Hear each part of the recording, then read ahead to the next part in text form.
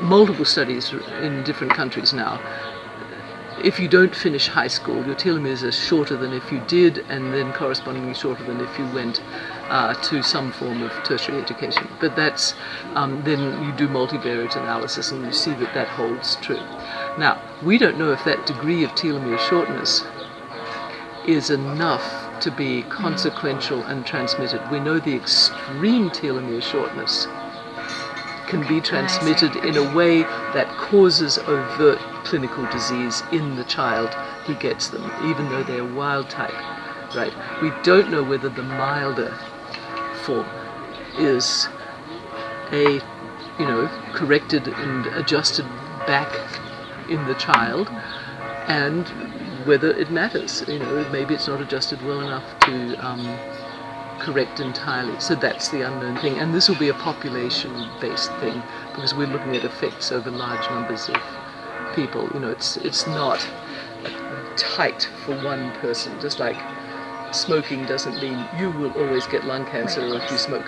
It's like it's a chance, right, which shifts. So one has to be careful to explain to people if you go and have your telomere length, it's not some sort of magic crystal ball despite some commercial company doing some ridiculous nonsense. We all want to know about ourselves, but we have to understand what probabilities are as opposed to inevitabilities. Yes. Yeah. Which is the importance of science education. Which is, yes, yeah, right. But people understand quite a lot about probabilities. I think we're human too, but I think people get probabilities actually. Gender gap. Yes. Specifically in relation to publishing. I didn't mention gap so much.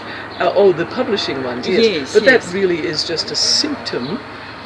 It's a symptom, right? It's a readout of the causes. It's always what's the causes behind that. Well, and all the things I alluded to, all those things that have been, documentedly inhibitory are the issues. There's very good analyses of the numbers that show that there's real drop-offs in certain stages, and in the biomedical sciences it tends to be most, at least in the US and other countries, a lot in developed countries, I don't know in less developed countries, around between postdoc and getting a position either in academia or sort of moving on to a job which is fully, featuring science in a major way. And then continues as you go, into the more sort of senior ranks and more sort of prizes and things like that. And the Nobel Prize is a very extreme example in the sciences as well as, more generally. So yes, we should be very concerned because there's being a real hemorrhaging of talent. And I like to say, gosh, did these people just suddenly become really stupid between a postdoc and getting a position? Really? Did they have a lobotomy? I don't think so.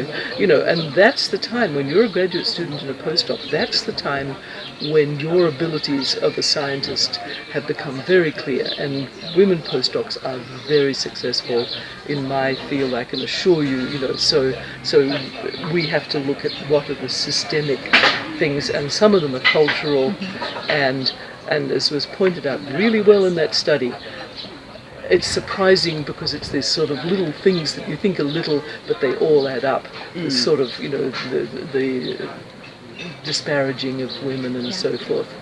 And this is something that I felt very, very, concerned about because it's played out in various ways that have been very, very bad.